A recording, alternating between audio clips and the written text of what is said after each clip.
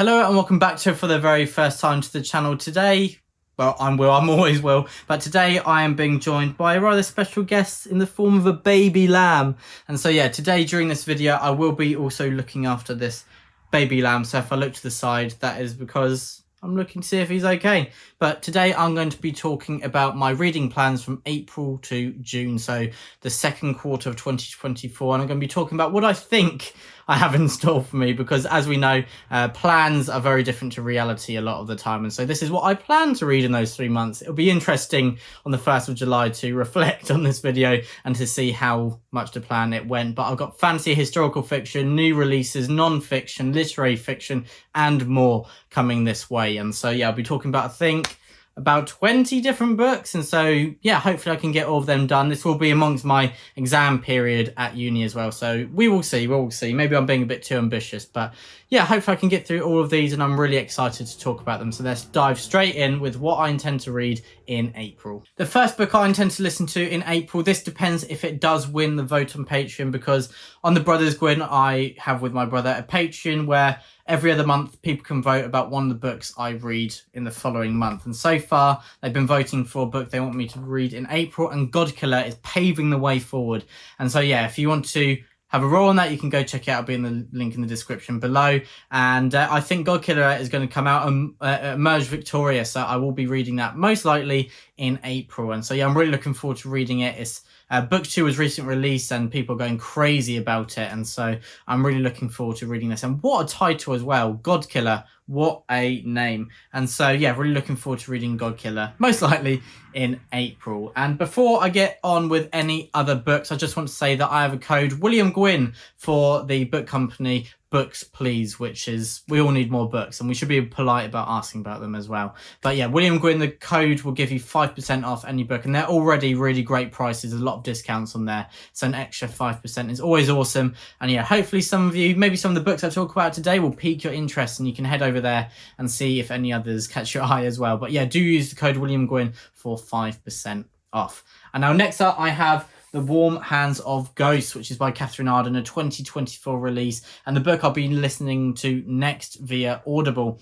She's an author that I absolutely loved her Winter Night trilogy, and I'm looking forward to see if she can do more of the same magic with The Warm Hands of Ghosts, which is set during World War One, and I'm really fascinated. I've heard that there's kind of an ambiguity whether the fantastical element is a result of trauma, and is it part of a psychological aspect, part of someone's mind, or is it reality? And that is kind of a question that is thrown about throughout the book. So yeah, I'm really looking forward to seeing how Catherine Arden presents that, and I'm fascinated to see how her writing style has kind of altered, or maybe how she changes it for The Warm Hands of Ghosts as compared to the Winter Night trilogy.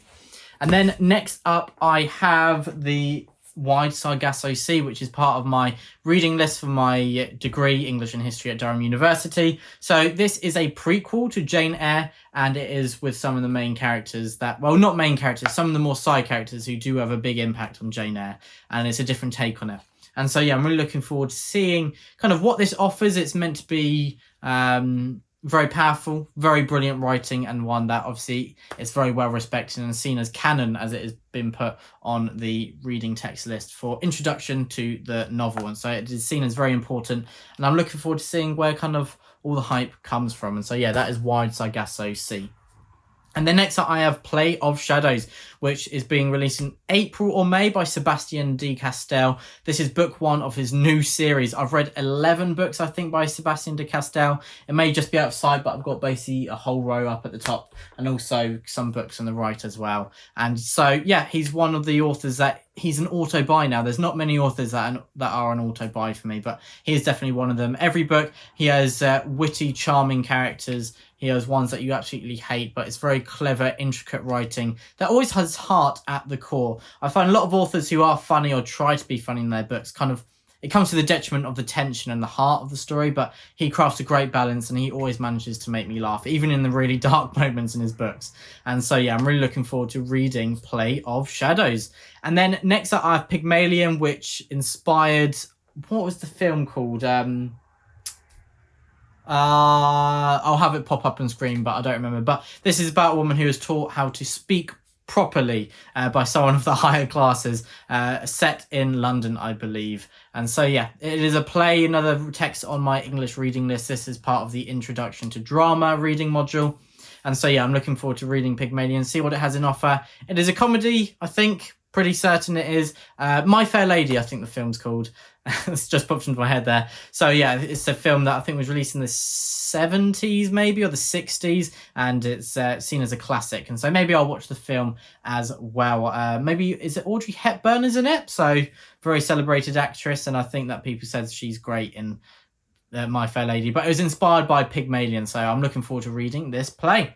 And then next up, I have a fancy release, a 2024 publication called Dragon Rider, which, as I've said in a different video on the Brothers Gwyn, all I know is that it's fancy, it's a debut, and it has the word dragon and the word rider, and they come together. So I'm intrigued, I'm fascinated, I'm hooked, and I'll be reading this. I'm very lucky to have been given early access via NetGalley. So yeah, I'm looking forward to diving into Dragon Rider. Please let me know if any of you will be picking this up. There is a wonderful special edition going on at the Broken Binding. I've pre-ordered one of them, and I still think there's copies available, so do go check them out as well.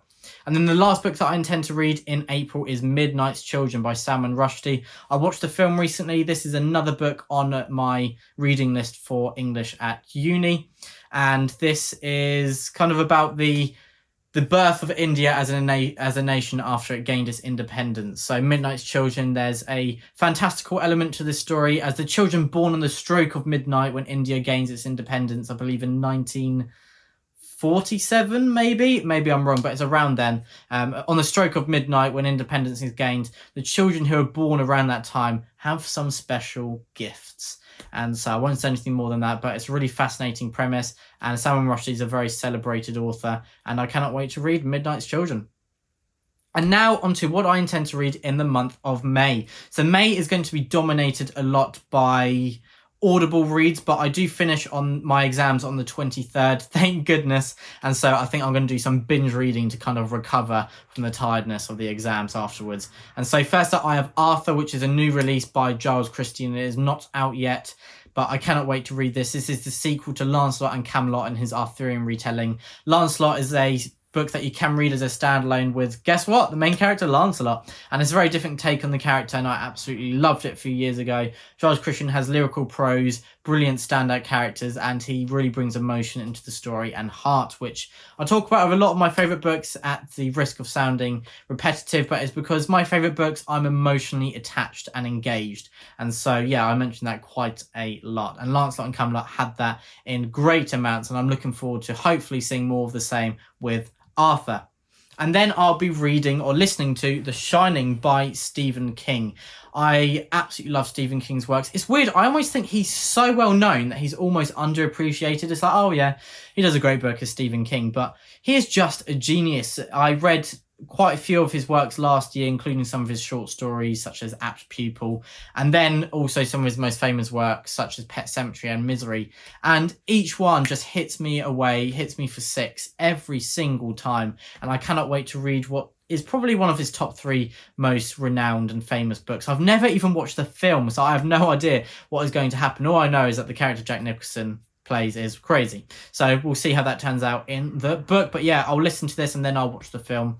Does anyone prefer one over the other? Is the film faithful? Please do let me know in the comments below. But yeah, I'm looking forward to diving into some more King. The King of Horror, he's earned that name. And then I have some non-fiction in Cold Blood, which is a text on my, I know I'm sounding repetitive, the reading list for Durham University for English. And so this is non-fiction. I believe it's about a murder, and it's meant to be told in a very different way. And so, yeah, it's meant to be quite groundbreaking. I know nothing more beside that. That's Cold Blood. And then I have Bookshops and Bone Dust by Travis Baldree. This is, I don't know if it's a sequel or related or in the same world, but it's similar to Legends and Lattes, which blew the world by storm a few years ago. Rightfully so, because it is such different fantasy. If you're looking for epic, high stakes, that anything could change at the single turn of a page, that will affect thousands and thousands of lives and characters and hundreds of pages building up to an epic climactic conclusion, Legends and Lattes isn't for you. This is about, well, Legends and Lattes is about an orc setting up a coffee shop. which is very random, but somehow a great story that still made me feel really tense. I've got a review on the channel if you want to check that out. And Bookshop for Sam Bone Dust, I'm expecting more of the same kind of vibe, low stakes but with a lot of tension and focus on characters and just them wanting to live their life, which I actually just loved how different that was. It was really genius from Travis Baldree.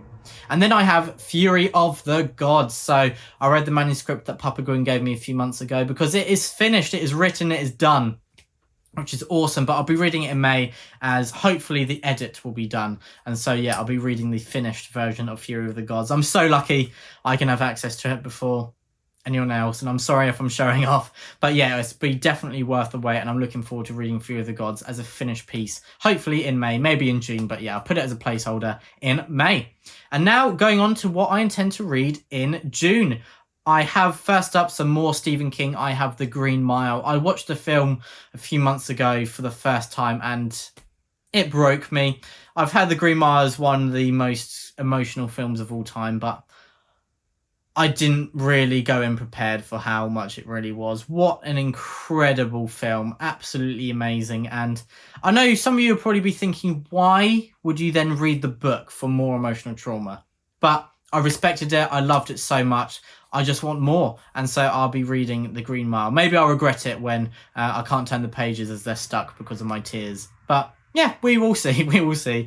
And then next up, I have a read-along is beginning on the Brothers Gwyn Discord page, so I'll put a link to that in the description below as well. So my brother and people are joining in as well. For April, they're reading Wolf Hall, but I've already read that. For May, Ed wanted to read Hyperion, so that is going on in May. And then from June, July, and August, it'll be a reread, reread for me and my brother and some others, and a first read for many of Blood and Bone. So I'll be reading these via audiobook for the very first time, which will be fascinating. Damien Lynch is a fantastic narrator. And I'm looking forward to seeing his take on characters in A Time of Dread. And so, yeah, that read-along will be beginning in June, carrying on in July and finalising in August. But you can start a bit later or a bit earlier, but we will be talking about it on the Discord channel, as well as many other things as well. So, yeah, do please join us on there if you want to talk more about books and films and anything else we're getting on with along those lines. And then next up, I have Tell No One by Harlan Coben, a very different book to anything I've talked about before on the channel. This is crime. I've watched all the Harlan Coben adaptations on Netflix and I've loved every single one of them. In fact, the main thing I watch on TV are kind of crime thriller programs or films because they just grip me. I love kind of the story tantalizing you and then kind of the revelations as well. When they're done brilliantly, it's really hard to top. And so I've thought to myself a few months ago, why do I not read any crime? And so I'm going to start with some Harlan Coben, his most famous work, I think, Tell No One. And yeah, it's one of those that hasn't been adapted yet. And so I think I'm really going to enjoy it. And if I do enjoy it, it will definitely start a journey of reading a lot more crime. And I've said in videos such as when I said my advice on how to read more, that one of my tips was to read a wide variety of genres so everything always feels fresh. You're not bogged down by the same themes and tropes and characters and ideas. And yeah, kind of varying the genres you dive into really helps with that, I find. So yeah, hopefully this will keep that kind of reading vibrancy alive. And then next up, I have The Words of Kings and Prophets by Shauna Lawless, Book 2 of Gale's Song. Book 3 and the final of the trilogy is released in September of 2024, I believe. I recently read the prequel novella Dreams of Fire, which was absolutely fantastic, and I recommend it all. And Book 1, The Children of Gods and Fighting Men, is awesome, and there's a review on the Brothers Gwyn for that. But this is Book 2. I can't believe I've left it so long. I meant to leave it a little bit so it's closer to Book 3, and then time just got away from me. And so yeah, Book 3 is only a few months away, and so I'm really looking forward to diving into Book 2 and being reunited with these characters in the very safe hands of Shauna Lawless. And it is historical fantasy at its best. It is history set in 10th century Ireland mixed with Irish mythology. What more can you ask for? And then I have Hera, which is a new release by Jennifer Saint, which is not out yet, and I cannot wait to read this. She has also she wrote Ariadne and Electra. I've not read either of them, even though I've got Ariadne on the TBR pile for me there. But I think I'm going to read Hera first. Elodie Harper read Hera recently and said it is absolutely brilliant. And of course, this will be from the perspective of the Greek goddess Hera, who is known for her jealousy of her husband Zeus, but this will be a very different take on her and something that humanizes her a lot more. Maybe godizes her, whatever the word is, but makes her more of a fully fleshed figure instead of just showing that aspect of her. And so yeah, I'm really looking forward to seeing how Jennifer Saint takes this retelling and what directions she goes in, and I'm looking forward to kind of being acquainted with her writing style. And then last up for my reading plans for April to June, I have Dark Frontier by Matthew Harvey. This is released on, I believe, the 4th of July. Matthew Harvey is one of my favourite historical fiction writers. He's written books such as The Wolf of Wessex, A Time for Swords, and the Bernicio Chronicles, all of which I've really thoroughly enjoyed. But he is embarking on a quest into the Western genre. I can really see that he's got Western influences in his Anglo-Saxon writings, his books on Anglo-Saxon in the Anglo-Saxon period, what am I even saying?